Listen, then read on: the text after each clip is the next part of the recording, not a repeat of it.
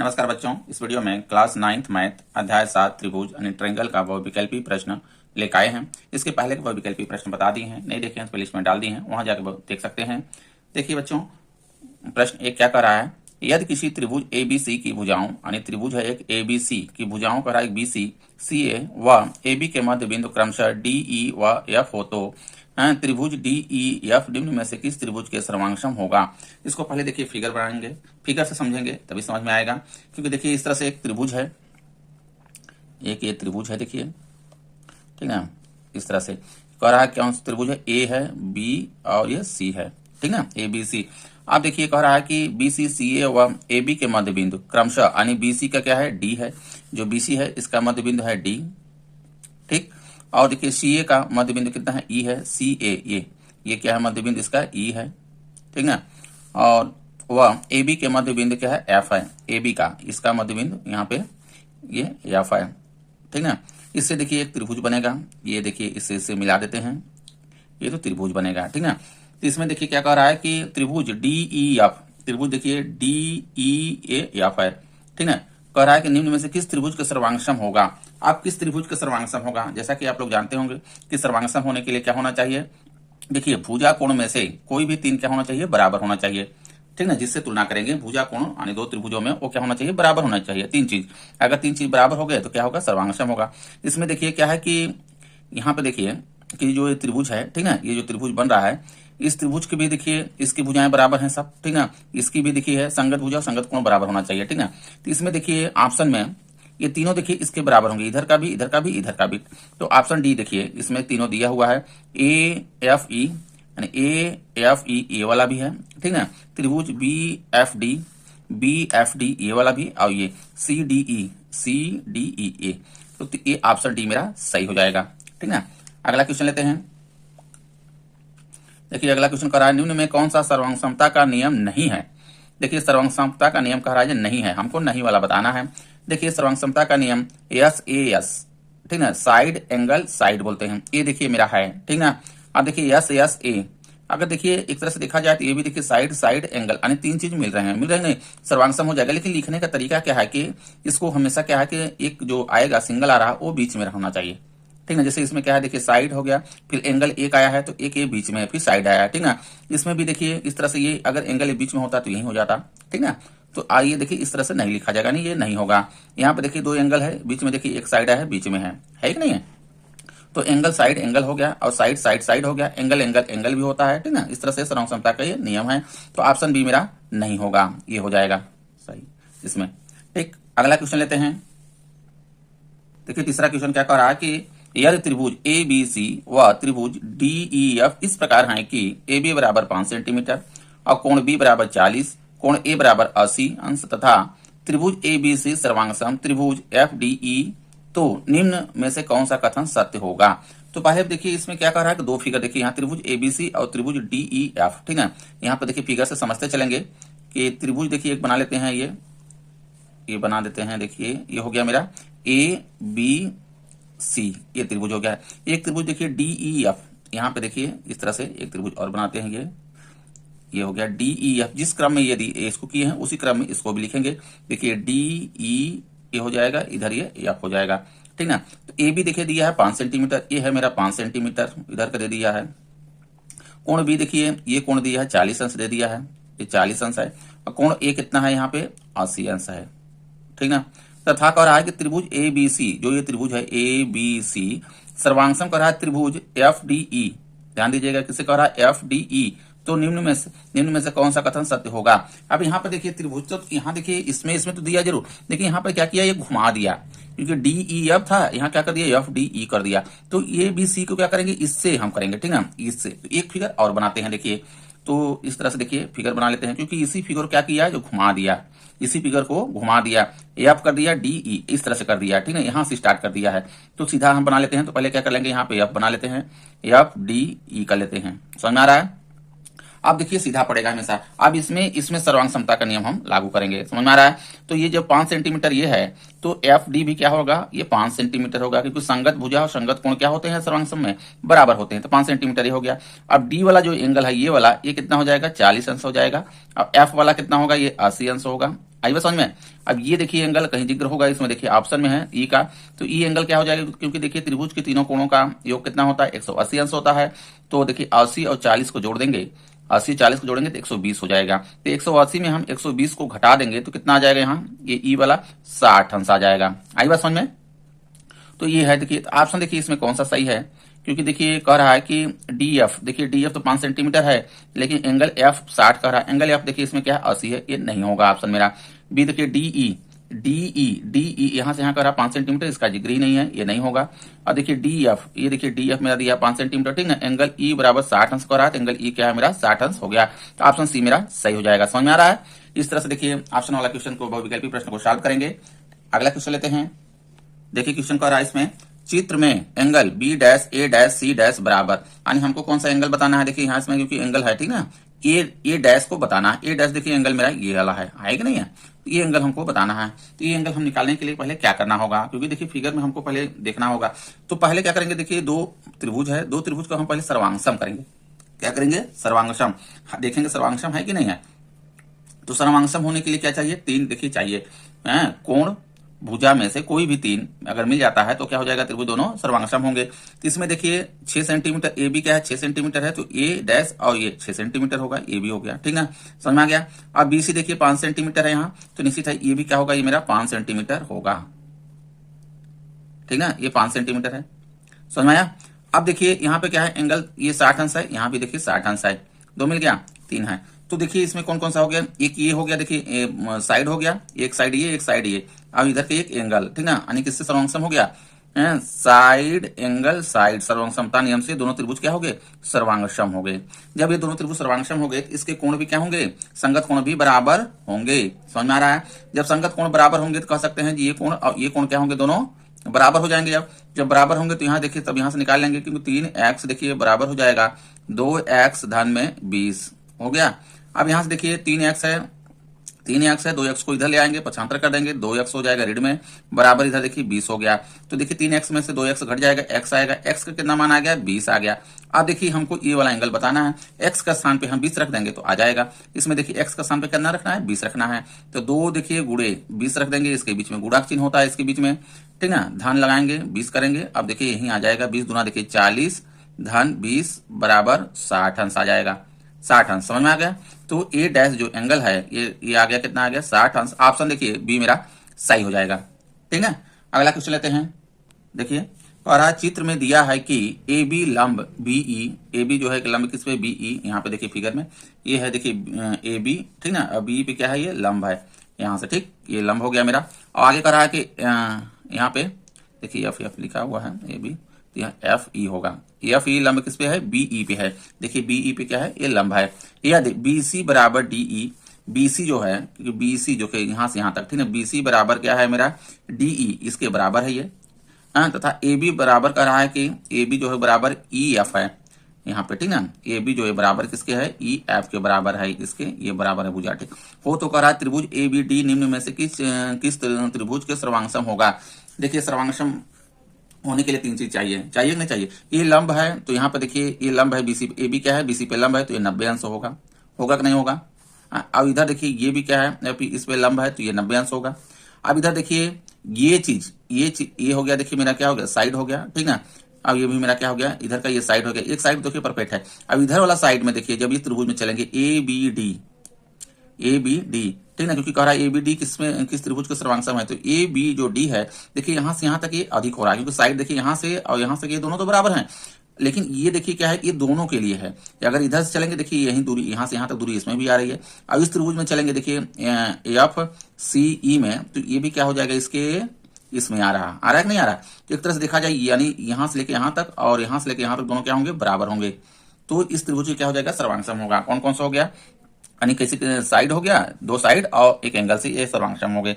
तो इस त्रिभुज का सर्वांगसम इसमें सिर्फ पूछा है किस त्रिभुज का सर्वांगसम है। तो ए बी डी किस त्रिभुज का सर्वांगसम है, ई एफ सी, ठीक ना, इस त्रिभुज क्या होगा, ये सर्वांगसम हो जाएगा। ई सी एफ इस तरह से नहीं, क्योंकि यहाँ देखिए ए बी डी बोल रहा है, ठीक है, तो यहाँ से एफ ई सी जिस क्रम में इधर से बोला है उसी क्रम में हम इधर से भी लेंगे। तो यहाँ पे देखिए एफ ई, ठीक ना, देखिए एफ ई सी ये आ रहा है, आ रहा है कि नहीं आ रहा? तो ऑप्शन देखिए मेरा यहाँ पे हो जाएगा ये डी सही हो जाएगा। समझ में आ गया? ठीक ना, क्योंकि संगत भुजा और संगत कोण बराबर होते हैं, तो जिस क्रम में इधर से पूछ रहा है उसी क्रम में हम इधर से भी देखेंगे कि इस त्रिभुज क्या हो गया, यहाँ से यहाँ तक ये सर्वांग होगा। अगला क्वेश्चन लेते हैं। देखिए बच्चों प्रश्न 6, यदि एक समद्विबाहु त्रिभुज एबीसी में AB बराबर AC हो तथा AD भुजा BC की माध्यिका हो तो एंगल BAD बराबर पूछ रहा है इसमें। देखिए यहाँ पे क्या कर रहा है, समद्विबाहु त्रिभुज है, यानी जिसकी दो भुजाएं बराबर हो उसे क्या कहते हैं, समद्विबाहु त्रिभुज कहते हैं। इस तरह से देखिए ये है मेरा त्रिभुज है, बनेगा ये हो ना, यहाँ से देखिए ए है ये बी है और ये सी होगी। अब आगे कह रहा है कि ए बी बराबर ए सी, यानी ये भुजा इस भुजा क्या है, ये बराबर है, तब ये समद्विबाहु त्रिभुज है। तथा कह रहा है कि एडी भुजा बीसी की माध्यिका है, एडी यानी यहाँ से लेके यहाँ तक बीसी की माध्यिका, यानी ये देखिए माध्य बिंदु एडी हो गया, ये यहाँ से लेके यहाँ तक ये माध्यिका है, ठीक ना, यानी जो भुजा जितना इधर का है उतना क्या है इधर का है, यानी माध्यिका हो गई है।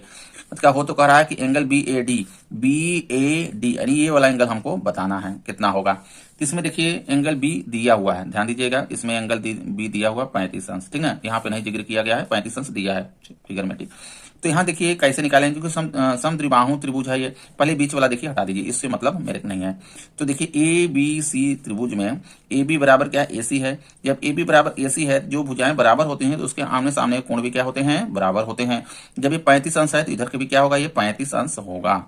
आई बात समझ में? अच्छा देखिए त्रिभुज के तीनों कोण कितने कितने अंश का होते हैं, 180 अंश के होते हैं। तो देखिए यहाँ 35 और 35 70 हो जाएगा, 70 हम क्या करेंगे इसमें से घटा देंगे, तो ये वाला टोटल एंगल यहाँ से यहाँ तक एंगल आ गया पहले, ठीक है, तो 70 घटा देंगे तो कितना आ जाएगा, 110 अंश आ जाएगा।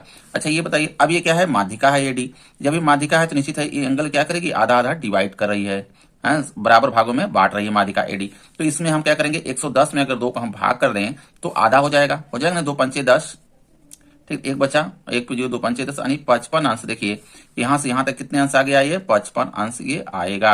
आई बात समझ में? तो ऑप्शन ए मेरा सही हो जाएगा, ठीक है, ऑप्शन ए सही होगा। अगला क्वेश्चन लेते हैं। देखिए बच्चों, यदि त्रिभुज ABC सर्वांगसम त्रिभुज LKM हो तो त्रिभुज LKM की कौन सी भुजा त्रिभुज ABC के भुजा AC के बराबर होगी, ठीक है। तो यहाँ पर देखिए 2 त्रिभुज है, पहले तो देखिए फिगर से समझते हैं बना के, तो इस तरह से देखिए ये त्रिभुज हैं 2, ठीक है, ये त्रिभुज हो गया। तो ये इसको ABC बना लेते हैं, और यहाँ पर देखिए जिस क्रम में हम ABC लिखे हैं उसी क्रम में अगर यहाँ का LKM भी लिखेंगे, तो यहाँ पर देखिए L हो गया, ये K हो गया, यहाँ पे M हो गया, ठीक ना। अब देखिए कह रहा है कि ये दोनों क्या है, सर्वांगसम हैं, पहले से बोला है सर्वांगसम है, तो सर्वांगसम अगर है तो देखिए संगत भुजा और संगत कोण क्या होते हैं, बराबर होते हैं। तो AB की जो ये भुजा है इसके भुजा के बराबर ये भुजा होगी, आई बात समझ में? और AC की देखिए इसकी इस भुजा के बराबर ये वाली भुजा होगी मेरी, समझ में आ रहा है? और BC के बराबर यानी ये जो भुजा है ये KM के बराबर होगी, ठीक है। अब एंगल भी देखिए यहाँ पे एंगल ये जो है ये वाला एंगल इस एंगल के बराबर होगा, इधर वाला एंगल जो है कि इस एंगल के बराबर होता है। देखिए सर्वांगसम ये वाला जो एंगल है होगा ये इस एंगल के बराबर होगा, तभी तो सर्वांगसम है, ठीक है। तो इसमें देखिए कह रहा है कि त्रिभुज LKM की यानी LKM की जो ये त्रिभुज है कौन सी भुजा त्रिभुज ABC की भुजा AC के बराबर होगी। देखिए AC मेरा ये है तो इसमें क्या है, इसमें ये वाली भुजा हो जाएगी इसके बराबर, ये इसके बराबर है LM, तो देखिए ऑप्शन सी मेरा सही हो जाएगा। समझ में आ रहा है, ठीक है। अगला क्वेश्चन लेते हैं। देखिए 8वां क्वेश्चन कह रहा है, यदि त्रिभुज ABC सर्वांगसम त्रिभुज ACB हो तो त्रिभुज ABC किन 2 भुजाओं के समान होने पर समद्विबाहु त्रिभुज होगा। यहाँ पर देखिए 2 त्रिभुज दिया है, पहले त्रिभुज बनाइए फटाकदानी, ठीक ना। यहाँ पर देखिए बनाते हैं, देखिए ये कि ये त्रिभुज है मेरा इस तरह से, और ये कि ये त्रिभुज हो गया मेरा, ठीक ना, तब क्लियर हो जाएगा। देखिए ABC इसका नाम रखते हैं AB और यहाँ पे C हो गया, ठीक ना। इस त्रिभुज के देखिए ACB है, जिस क्रम में इसको लिखे हैं उसी क्रम में इसको भी करेंगे, A लिखेंगे, C लिखेंगे और इधर करेंगे B, ठीक ना। तो कह रहा है कि त्रिभुज ABC किन 2 भुजाओं के समान होने पर समद्विबाहु त्रिभुज होगा। अब देखिए इसमें सर्वांगसम नहीं पूछा है, समद्विबाहु त्रिभुज कह रहा है। अच्छा ये बताइए, ये सर्वांगसम तो दिया ही है, दोनों त्रिभुज क्या है, ये सर्वांगसम है, तो कौन सा ये 2 भुजा बराबर रही होगी कि ये समद्विबाहु त्रिभुज होगा। ध्यान दीजिएगा, इसमें देखिए AB जो है AB भुजा के बराबर AC भुजा होगी, ये दोनों क्या है संगत भुजा बराबर होती है हमेशा सर्वांगसम में, ठीक ना। तो AB की क्या होगी, AC होगी। अब BC के बराबर जो यहाँ पे है BC के बराबर है दूसरी ये भुजा के बराबर CB होगी, और AC जो यहाँ पे है AC भुजा के बराबर AC जो है भुजा के बराबर ये वाली भुजा होगी। तो दोनों में देखिए कॉमन क्या दिख रहा है, कौन सी भुजा, क्योंकि देखिए यहाँ पे AB है तो यहाँ क्या है AC है, ये दोनों क्या है बराबर है। तो इसी देखिए इसमें AB है और AC देखिए ये वाली भुजा है कि नहीं है, है। तो ये देखिए दोनों अगर ये भुजा बराबर होगी तब तो समद्विबाहु त्रिभुज हुआ होगा। समझ में आ रहा है? ठीक ना, क्योंकि देखिए इसमें क्या किया, ऐसा जिक्र नहीं किया है कि दो भुजाएं बराबर हैं, कौन कौन सी बराबर है। तो हमको देखिए दोनों में से देखना होगा जो कौन सी भुजा दो बराबर रही होंगी। तो ये आया है, तो हमारा देखिए ए बी और ए सी क्या है, दोनों बराबर हैं। ठीक ना, ए बी और ए सी, तो ऑप्शन देखिए ए मेरा सही हो जाएगा। ठीक ना, अगला क्वेश्चन लेते हैं। देखिए 9वां क्वेश्चन क्या कर रहा है, त्रिभुज ए बी सी सर्वांगसम त्रिभुज पी क्यू आर। पटाखदानी बना लीजिए दो फिगर, एक देखिए ये है, ठीक ना, बना लेते हैं। ये हो गया मेरा ए बी सी हो गया, ठीक ना। और इधर देखिए एक और बना लेते हैं, ये इस तरह से, ठीक। तो यहाँ पे देखिए त्रिभुज पी क्यू आर, जिस क्रम में इसको लिखे उसी क्रम में इसको लिखेंगे, पी इधर क्यू और ये मेरा आर हो गया, ठीक ना। अब कह रहा है कि त्रिभुज, देखिए दोनों क्या है, सर्वांगसम है। सर्वांगसम में समझ रहे हैं कि इसका संगत भुजा और संगत कोण क्या है, दोनों के बराबर हैं। अगर ये देखिए भुजा है तो ये भुजा बराबर होगी, इधर भुजा इसके भुजा के बराबर होगी, ये वाली भुजा इस भुजा के, कोण भी देखिए ये वाला कोण इस कोण के, ये वाला कोण इस कोण के, इधर वाला कोण इस कोण के बराबर होगा। समझ में आ रहा है? ठीक ना। तो इसमें देखिए क्या कर रहा है कि त्रिभुज ए बी सी, त्रिभुज पी आर पी क्यू, ध्यान दीजिएगा आर पी क्यू कह रहा है, सर्वांगसम नहीं है। तो एक त्रिभुज और बना लेते हैं इसमें, पहले ये तो सर्वांगसम है, ठीक ना, हमको समझ में आ रहा है, क्योंकि आर पी क्यू को कह रहा है कि क्या होगा। तो यहाँ पर ध्यान दीजिए, ये वाली भुजा जो है कि इस भुजा के बराबर है, ये वाली भुजा इधर का ये वाली बराबर है, ठीक ना। और ये वाली भुजा, सॉरी यहाँ पे 2 करना चाहिए था, यहाँ पे देखिए 3, तो ये वाली भुजा इस भुजा के बराबर है। एक देखिए फिगर और बनाना होगा, एक फिगर इस तरह से देखिए और बनाते हैं। इसमें क्या लिखा है, आर पी क्यू, ये इसी तरह से देखिए हमको घुमाना है, तो आर पी क्यू कर लेते हैं। आप देखिए कह रहा सर्वांगसम नहीं है, तो निम्न में से कौन सा कथन सत्य नहीं है। सर्वांगसम नहीं है कह रहा है, ये सर्वांगसम नहीं है, तो नहीं है तो होने के लिए कौन सा कथन होना चाहिए, क्योंकि देखिए ए बी क्या है, आर पी होना चाहिए, होना चाहिए कि नहीं होना चाहिए, ए बी बराबर आर पी होना चाहिए। देखिए ए बी बराबर आर पी है कहीं, ए बी बराबर आर पी नहीं है, ठीक ना। बीसी देखिए, बीसी जो है किसके बराबर होना चाहिए, पीक्यू के बराबर होना चाहिए, होना चाहिए कि नहीं होना चाहिए। यही देखिए क्या है कि यही हाई सर्वांगसम नहीं होगा इसके लिए, इसमें आई बात समझ में, क्योंकि बीसी किसके बराबर है, क्यू आर के बराबर है, और बीसी यहाँ पे होना चाहिए पीक्यू के बराबर होना चाहिए, यही होना होगा, ऑप्शन ए मेरा सही हो जाएगा। अब इसमें देखिए चेक कर लेंगे, क्योंकि देखिए एसी क्या है मेरा, एसी देखिए पी आर है मेरा, ये सर्वांगसम है, ये मेरा सही है। सर्वांगसम नहीं होना चाहिए, ध्यान दीजिएगा। ए बी जो है देखिए, ए बी मेरा क्या है कि पीक्यू के बराबर होगा, देखिए पीक्यू के बराबर है कि नहीं। क्यू आर देखिए, जो क्यू आर है, क्यू आर ये बीसी के देखिए बराबर, यानी ये सही है। लेकिन बीसी पीक्यू के बराबर नहीं होगा, बीसी क्या होगा, क्यू आर के बराबर होगा, पीक्यू के बराबर नहीं होगा। आई बात समझ में, ठीक है। तो इस तरह से देखिए सॉल्व करेंगे। अगला क्वेश्चन लेते हैं। देखिए क्वेश्चन क्या कर रहा है कि त्रिभुज ए बी सी वह त्रिभुज पी क्यू आर में, दो त्रिभुज है यहाँ पे देखिए, त्रिभुज इस तरह से दो त्रिभुज में, ये हो गया इधर का A B C, A B और ये सी हो गया, ठीक ना। इधर हो गया पी क्यू, ये क्यू है और इधर ये आर है। पढ़ा कि ए बी बराबर क्यू पी है, यानी जो ए बी है इधर का पी क्यू के बराबर है, यानी ये वाली भुजा इस भुजा क्या है, बराबर है। एंगल बी जो है, एंगल जो बी है यहाँ पे, ये देखिए एंगल ये, ठीक है, एंगल बी एंगल पी के बराबर है, यानी इसके बराबर है, ध्यान दीजिएगा, पलट दिया है, ठीक है। इधर का एंगल क्या किया है, इस एंगल के बराबर है। तथा बीसी क्या है, जो बीसी भुजा है यहाँ पे भुजा पी आर के बराबर है, इस भुजा के बराबर है, ये वाली भुजा इस भुजा के बराबर होते हैं। त्रिभुजों सर्वांगसमता किस नियम के द्वारा सत्यापित होती है। आप बताइए सर्वांगसम किस नियम के द्वारा सत्यापित होगी, इसमें कह रहा है, ठीक ना। तो देखिए इसमें क्या है कि साइड एंगल साइड, क्या होगा, साइड एंगल साइड, क्योंकि देखिए दो भुजा और एक कोण क्या हो रहे हैं, दोनों में बराबर हो रहे हैं, यानी साइड एंगल साइड बीच में आ रहा है, ठीक है। एंगल ये साइड एंगल साइड इस तरह से भी, ठीक है, इधर से भी इधर से भी, तो ये वाला देखिए इसमें लगेगा, ऑप्शन ए मेरा सही हो जाएगा, ठीक ना। इस तरह से सॉल्व करेंगे। वीडियो अच्छा लगा हो लाइक करें, चैनल को सब्सक्राइब कर लें। धन्यवाद।